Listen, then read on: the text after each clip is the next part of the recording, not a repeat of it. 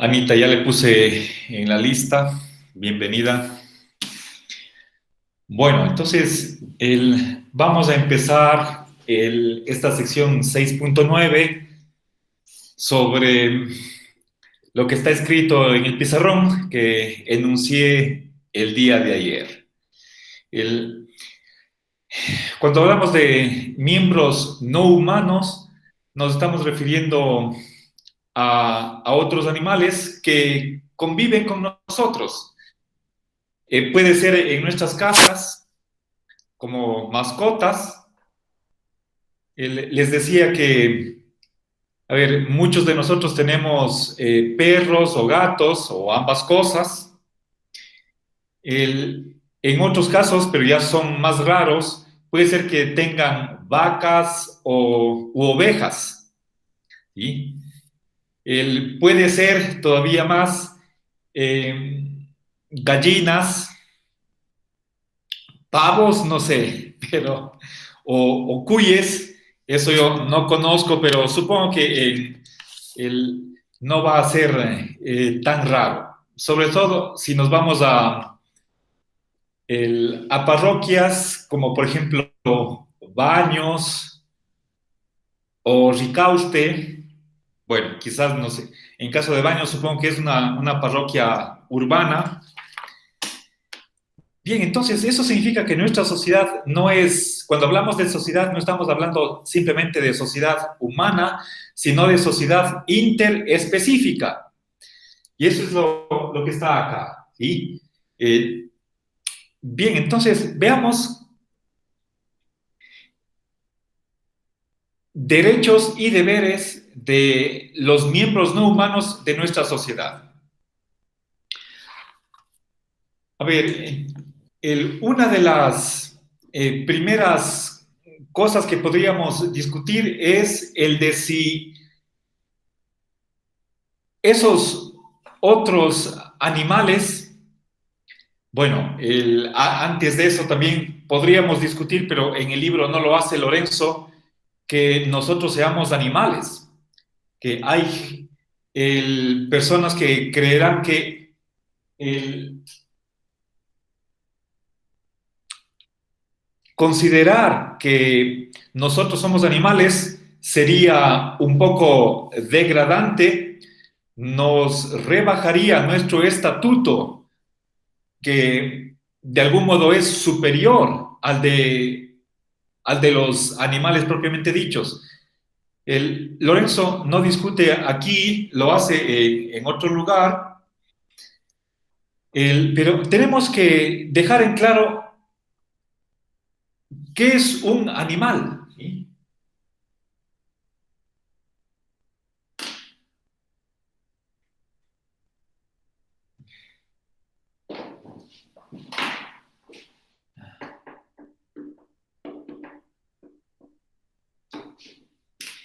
A ver, animal en general, ¿sí? A ver, Lorenzo da varias características, quisiera anotar para poder delimitar la discusión de este acápite. Un animal es un ser con intereses, con percepción y apercepción.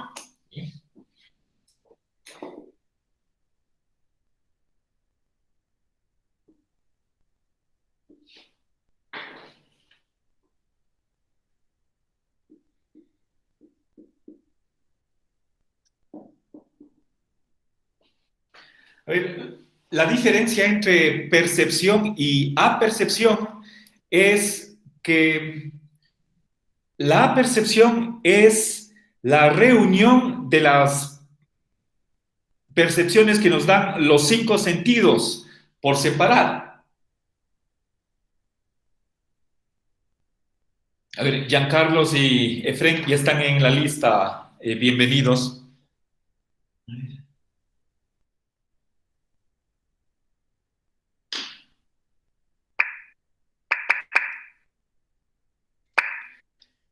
Entonces, una cosa es la información que me dan los ojos, otra es la que me da los oídos, una tercera la sensación táctil, etcétera. La apercepción es la reunión, la combinación de esas múltiples y diversas sensaciones o percepciones para hacer algo que tenga sentido como una totalidad. Bien, ¿qué más? Un animal tiene, a ver, dije, bueno, intereses, deseos.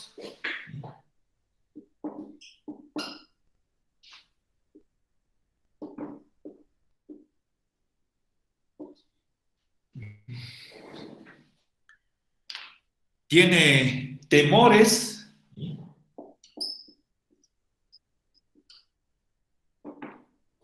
Y junto con los temores, es un poco raro que Lorenzo se haya olvidado aquí la cuestión de las esperanzas.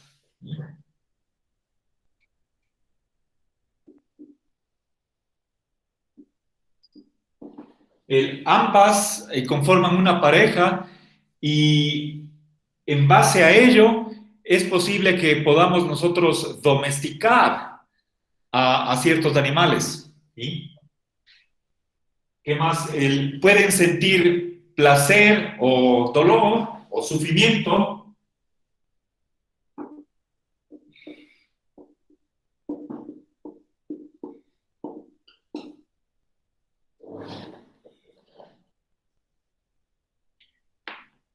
Bien, y podríamos nosotros añadir otros rasgos, por ejemplo, la memoria, pero quedémonos con estos que ya están señalados. Bien, entonces, ¿por qué un ser con estas características sería un miembro de una sociedad? ¿Sí? Lorenzo no tiene.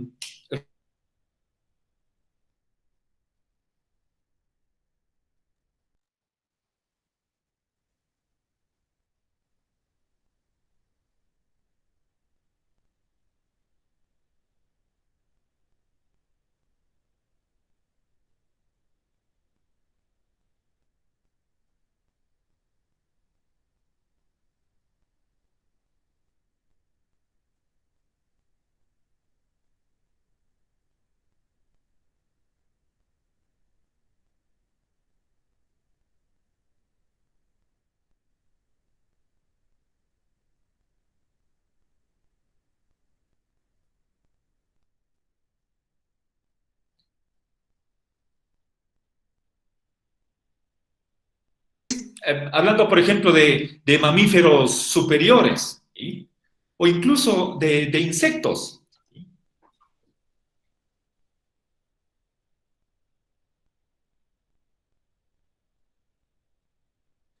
A ver, Agustín y Alison, les acabo de poner aquí en la lista. Sí, ya, buenas tardes. El, a través de la percepción, los animales se pueden hacer una imagen del mundo e incluso, puesto que tienen memoria, pueden llegar a conocer ciertas regularidades o uniformidades de su medio ambiente. Bien, entonces, hasta cierto punto o en alguna medida, los animales pueden ser capaces de hacerse una imagen, una representación del mundo con sus leyes. Obviamente a un nivel simple, no sofisticado, no comparable con el grado de detalle que podemos nosotros alcanzar gracias a nuestra razón. Pero para terminar esta caracterización de los animales, no olvidemos que Lorenzo no cree que haya una característica, lo que Aristóteles llamaba la diferencia específica, que solamente tienen una especie y no la otra que pertenece al mismo género. Lorenzo, más que hablar de una ruptura, una división entre humanos y animales no humanos, él habla de una continuidad. ¿Sí? Recuerden, las divisiones hay que flexibilizarlas, no hay que tomarlas como dicotomías. Nosotros estamos plenamente dentro del género animal, en ese sentido, no tenemos un elemento, un principio al que podríamos llamarle alma, espíritu, conciencia, y del cual carezcan totalmente los otros animales. ¿Sí? Eso va más con una visión dualista del ser humano, como la de Platón o San Agustín, Descartes, pero no con la visión que tiene Lorenzo. Lorenzo no es que sea materialista en sentido de que la mente, los fenómenos mentales, psicológicos, se reduzcan absolutamente a algo físico. Fíjense, por ejemplo, estoy aquí hablando de percepción, ¿sí? Incluso aquí cuando hablo de deseos, de intereses, todo eso debe tener conexión con el cerebro, con el sistema nervioso, pero no al extremo de que sea una identidad. Entonces, en ese sentido, Lorenzo no es materialista, él se considera, más bien se adhiere a la teoría de la superveniencia. Los fenómenos mentales varían de acuerdo a variaciones en el sustrato físico, material, que es nuestro cuerpo. Lo que no puede suceder es que haya vida mental sin que exista un cuerpo. Eso rechaza Lorenzo. ¿Sí? Todos los fenómenos mentales tienen una base, echan sus raíces en algo material, sin lo cual no hay vida mental. Bien, entonces, veamos si es que no hay una diferencia categórica o diferencia categorial entre ser humano y animales no humanos, entonces Lorenzo admite que los animales, tanto domésticos como los que están en cautiverio, forman parte, son miembros de nuestra sociedad. Y eso va a tener consecuencias de que, por lo tanto, también esos otros animales tienen que participar del bien común, ¿sí? Puesto que son miembros de la sociedad.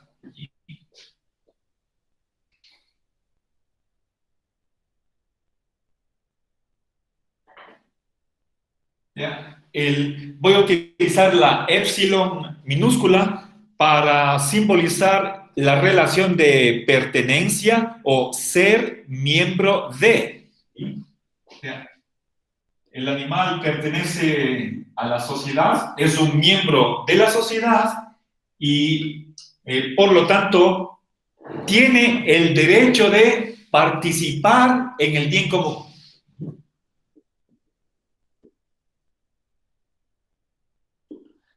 Aquí el mismo símbolo que utilizo para ser miembro de, pertenece a, acá significa participar. ¿Sí? Derecho a participar del bien común.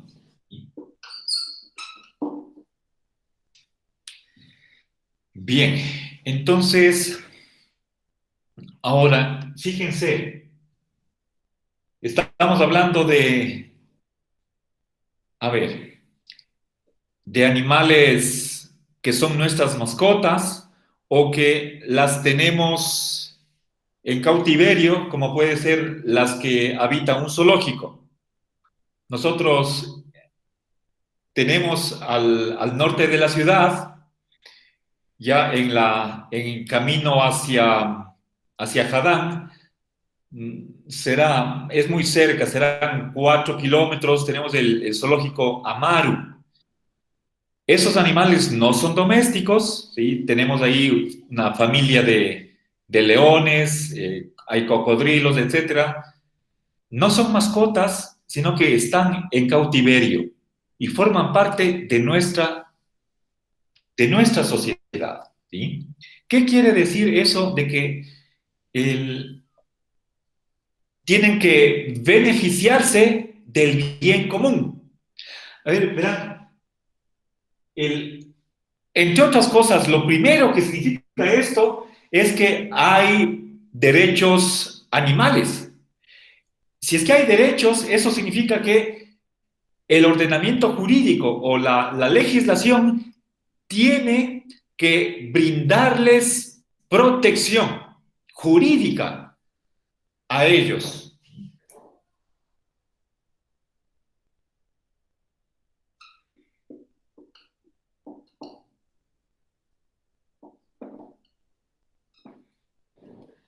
Protección, protección por lo menos contra el trato cruel, ¿sí?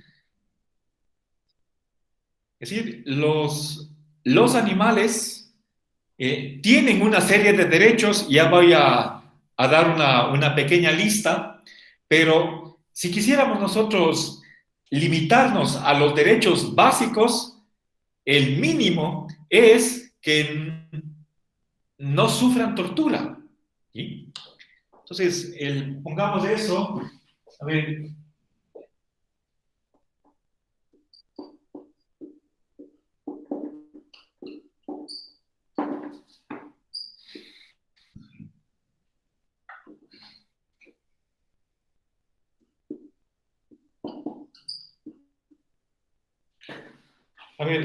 a diferencia de Descartes, o si no estoy mal, creo que también Malebranche, son filósofos que mantenían que los animales son simplemente como máquinas. Es decir, según este pensamiento, los animales no tenían sensibilidad. Frente a esa visión, un filósofo como Jeremy Bentham, que es uno de los fundadores o desarrolladores del utilitarismo, creían que los animales sí tienen sensibilidad, por lo tanto pueden experimentar sufrimiento. Si es así,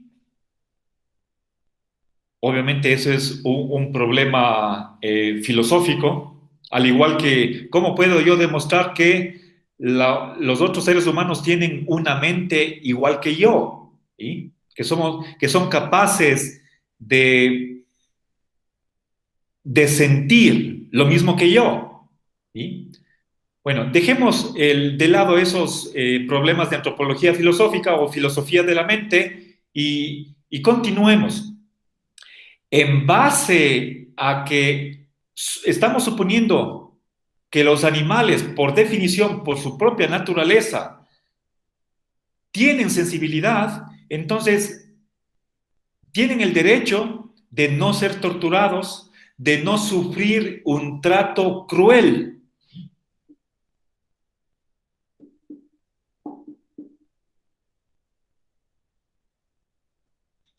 Bien, entonces, fíjense, estamos hablando de cierta conducta que pueden tener los otros, en este caso, los seres humanos. Para Lorenzo, la relación entre los humanos y los otros animales es la de, déjenme ver un poquito, no quiero equivocarme con la palabra, la de dominación, ¿sí? Los hombres dominan, los otros animales los no humanos son dominados. Pero esa relación de dominación está limitada por estos derechos que Lorenzo admite. ¿Sí? Hay un movimiento ya que tiene sus decenios, que es del animalismo. Enseguida me voy a referir a ese movimiento.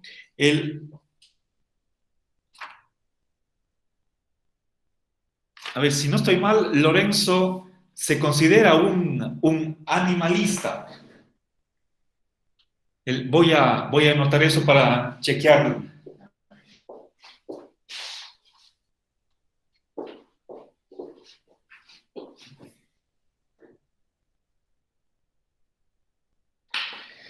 Bien, entonces, el papel que juega esta prohibición de tortura en Lorenzo Peña es fundamental.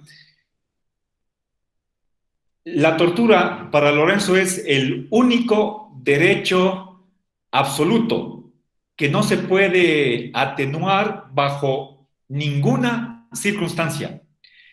Ni siquiera en aquel caso extremo, no ya de un terrorista, sino, piensen ustedes, creo que en alguna otra ocasión hemos hablado sobre eso, de si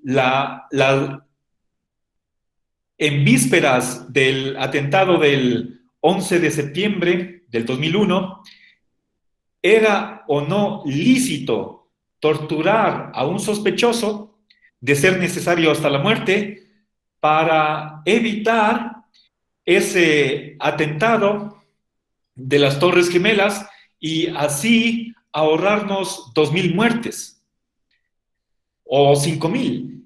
El caso que se suele discutir es el de si deberíamos torturar a un inocente si con ello salvamos la vida de todo el género humano. Hoy estamos hablando de unos 7.500 millones de personas.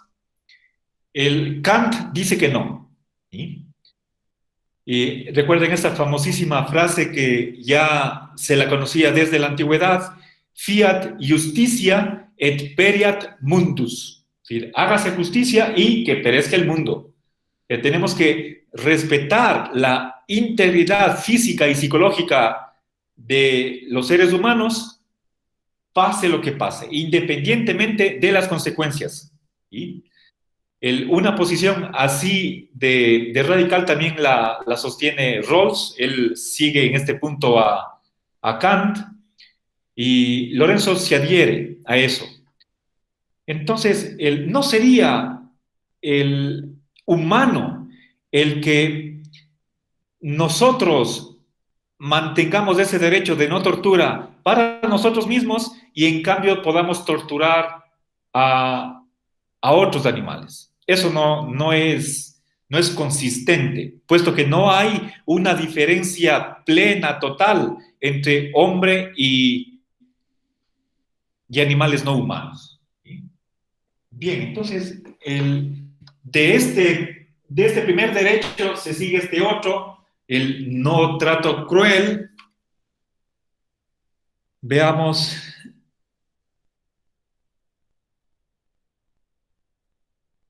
Bueno,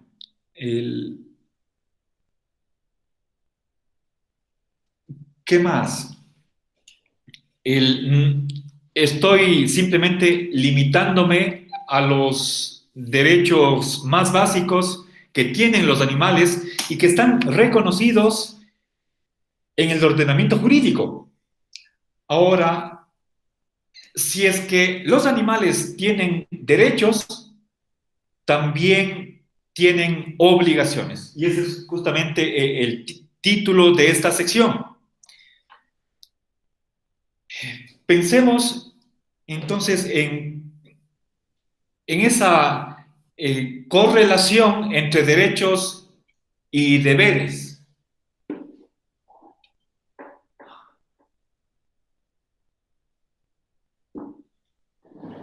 A ver, por ejemplo, desde pequeños, desde el primer día que llegan a la casa, puede ser de bebés, de 1 mes, 2 meses de edad, les enseñamos reglas de, por ejemplo, dónde tienen que hacer sus necesidades y les castigamos cuando no cumplen. Claro, ese castigo tiene que ser también el no humillante, respetando los derechos que tienen, ¿sí? Ahora, entonces, hay este doble aspecto al que está sometida su vida, su conducta. El, Les reconocemos derechos, pero también les imponemos deberes, ¿sí? Y esos, a ver, dije que por una parte los derechos se fundamentan en que son miembros de la sociedad, pertenecen a la comunidad. Entonces, esa es una de las razones por las que les reconocemos derechos, pero la otra es de que biológicamente estamos emparentados con ellos, lo cual quiere decir que el, son algo así como nuestros hermanos o nuestros primos en el árbol de la evolución. Vamos a ver que seguramente tenemos progenitores comunes, de los cuales descendemos tanto los unos como los otros. Por lo tanto, por más que sea que estemos hablando de a lo mejor millones de años atrás en todo el transcurso de la evolución, eso nos hace concebirnos como miembros de los mismos progenitores. Y por ello, por ser familiares, estar en la misma parentela, les reconocemos derechos. ¿Sí? Y no olvidemos que si es que ellos tienen derechos, nosotros tenemos obligaciones. ¿Sí? Y ellos mismos tienen deberes que cumplir. Ahora, de pasada, Lorenzo comenta sobre los derechos o los supuestos derechos de la naturaleza. Lorenzo niega que la naturaleza tenga derechos.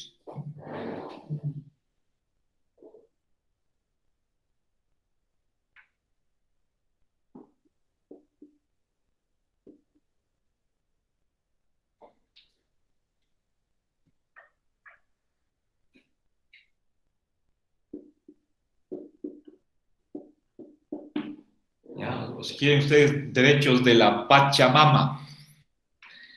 El, no es lo mismo derechos de la naturaleza que hablar de derechos naturales. Lorenzo es justnaturalista. Existe un derecho natural.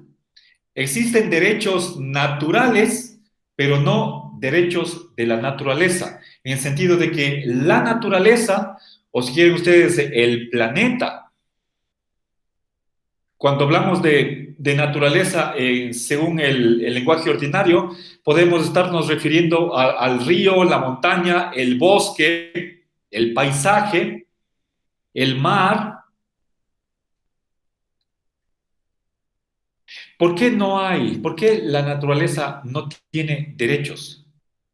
Porque tampoco tiene obligaciones, ni tampoco le castigamos a la naturaleza por no cumplir sus deberes, ¿sí? Nosotros no le imponemos a la naturaleza obligaciones negativas de que no haga terremotos, erupciones, maremotos o plagas.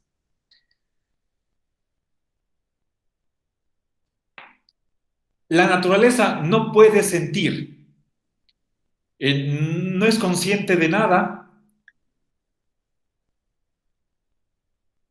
por lo tanto, el castigo no serviría de nada. Si, si se impone un castigo, eso se basa en que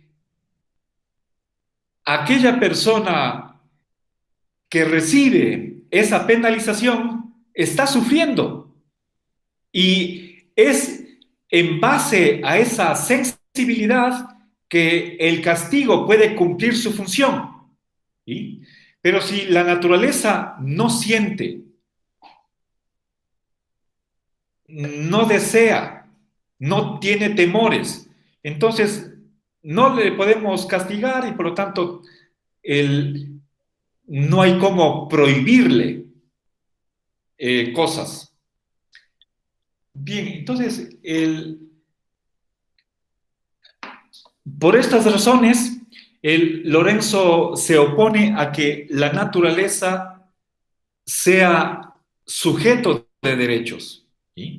Por más que esté eso en nuestra Constitución, por más que haya juristas que creen que sí, en el fondo, reconocer derechos a la naturaleza rompería esa correlatividad entre derechos y deberes que vemos que no se da entre la naturaleza. Nosotros tenemos deberes de no contaminar la naturaleza. Piensen ustedes en las emisiones de CO2, entre otras cosas, pero esa obligación que nosotros tenemos para con la naturaleza podría interpretarse que son derechos no que le debemos a la naturaleza en sí misma, sino que tendría que explicarse en términos del propio ser humano. ¿Sí? Si es que la naturaleza tuviera derechos, entonces ella también debería tendría que tener deberes, ¿sí? Pero no los tiene. ¿Sí? Bueno, sé que en cada página nos topamos con cuestiones que son debatibles. A ver, si desean comentar algo o criticar, pueden hacerlo en este momento.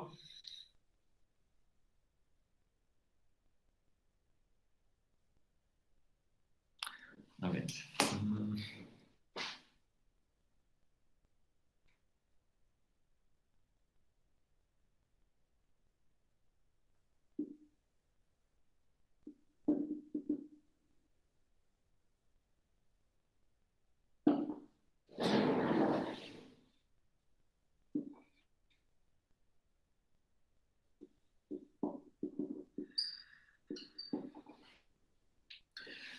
A ver, no sé si tal vez alguien de ustedes esté pensando en ¿y qué pasa con esa visión del ilozoísmo o animismo?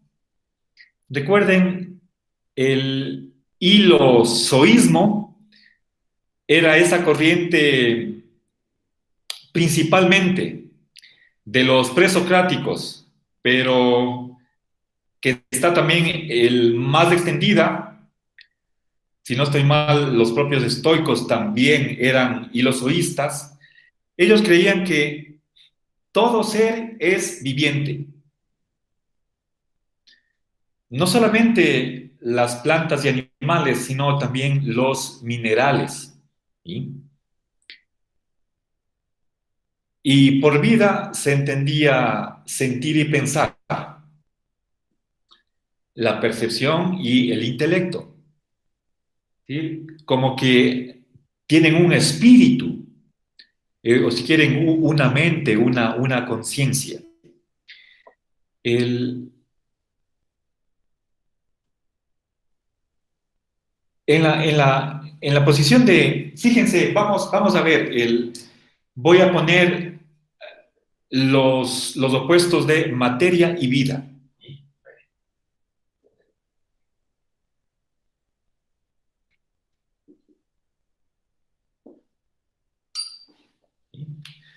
Bien, aquí tengo la mi griega, que la utilizo para simbolizar la materia inerte, digamos, y acá está la vida, separados por una línea divisoria. Contra eso se va el ilozoísmo. Y Lorenzo, piensen ustedes en el principio de continuidad de Leibniz, o incluso por, por esa visión dialéctica de que los opuestos coinciden, ¿sí? Que hay una interpenetración de los contrarios, ¿sí? Nosotros borramos esa división y más bien hablamos de continuidad, ¿sí? Pero por más que eso sea así, además hay aquel principio de Anaxágoras, de que todo está en todo. Por lo tanto, las características que tiene la vida, como puede ser el pensamiento y sensibilidad, también se encuentran en la materia. La diferencia sería de grado. Puede ser que sí, la materia piensa y siente, pero en un grado mínimo, que a efectos prácticos, eh, perdón, un ratito, voy a recargar la batería, se me va a apagar.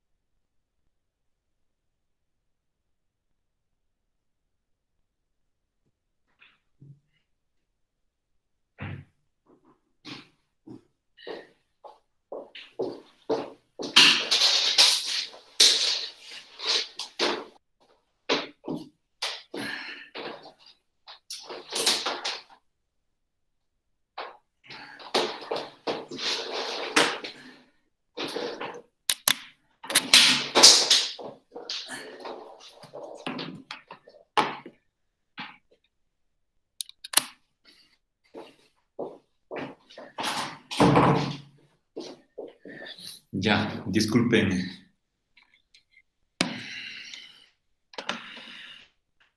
A ver, déjenme ver, creo que se me cambió la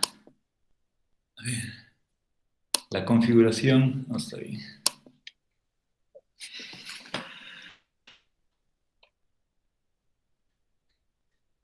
Ya.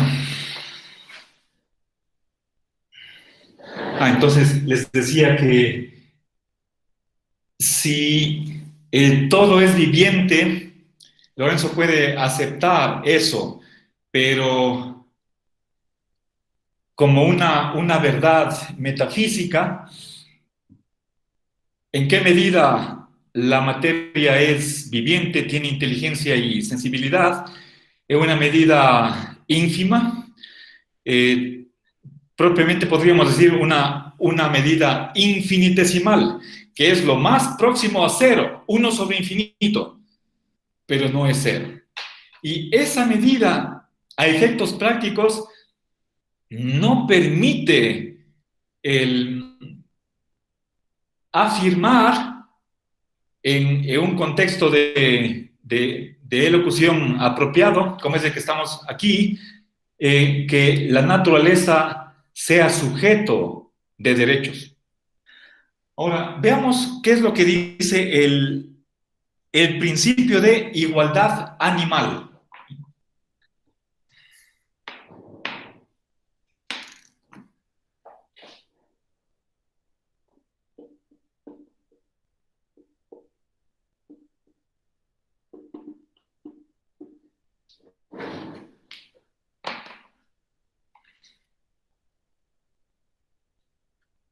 A ver, este principio se refiere a igualdad de derechos, que los derechos de animales no humanos no están subordinados a los derechos humanos.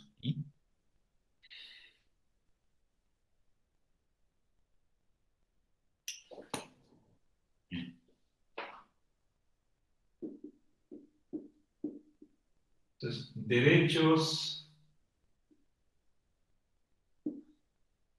los derechos de los no humanos no están subordinados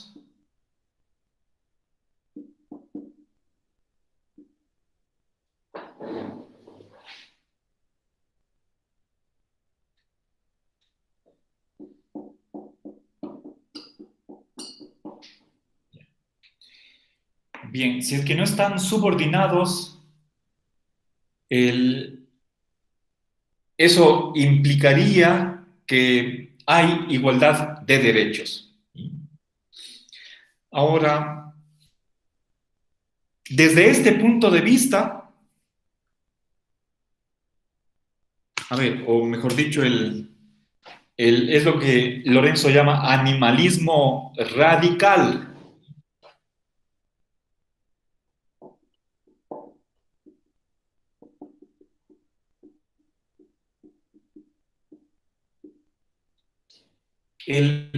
Este adjetivo es importante, no se está refiriendo a todo animalismo. ¿Sí? Lorenzo puede concordar con los animalistas de que hay derechos animales, pero en cambio, una versión extrema de esa tendencia afirma que, a ver,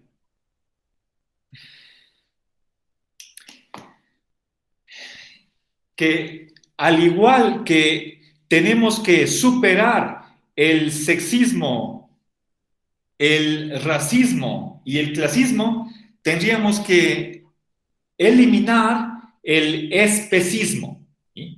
Es decir, la creencia de que los seres humanos son superiores a animales no humanos.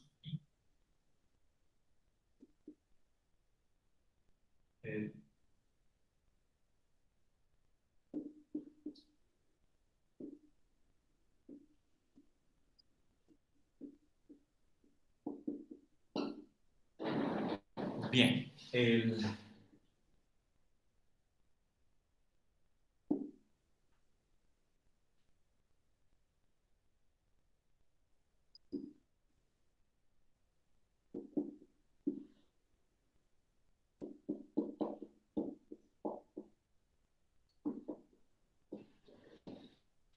bien, recuerden la definición marxista de clase y es una definición que acepta Lorenzo. ¿Cuál es la diferencia entre burgueses y proletarios? Esa distinción se basa en que los unos tienen propiedad privada de los medios de producción y los otros carecen de ella. Entonces, cuando se elimine la propiedad privada, dejará de haber clases sociales. Eso ocurrirá en el comunismo. Bien, eso es el clasismo. El sexismo, la superioridad de un sexo sobre el otro, el hombre sobre las mujeres, eso es machismo, las mujeres sobre los hombres, eso es hembrismo. Y el racismo, la raza blanca superior a la raza negra. Bien, la palabra que se emplea aquí es la del racismo, pero hay cuestionamientos de que podamos legítimamente hablar de raza blanca, raza negra. Si es que esa palabra raza tiene un uso legítimo, sería aplicable al género humano, la raza humana, pero no aplicado a un subgrupo. de la raza humana. Bien, pero ese es el uso común que se tiene de la palabra. Entonces, supongo que la mayoría de ustedes considerará que esta creencia de superioridad de un grupo con respecto a otro es incorrecta, y eso mismo habría que hacerse con respecto a la especie. ¿Sí? La especie humana no es superior, sino que no es superior a otros animales no humanos, sino que está en plano de igualdad. Y eso tendría que reflejarse en la cuestión de los derechos. Bueno, me quedo aquí, ya es la hora, continuaremos el día de mañana. Un gusto estar con ustedes, les deseo una buena tarde, hasta luego. Hasta luego.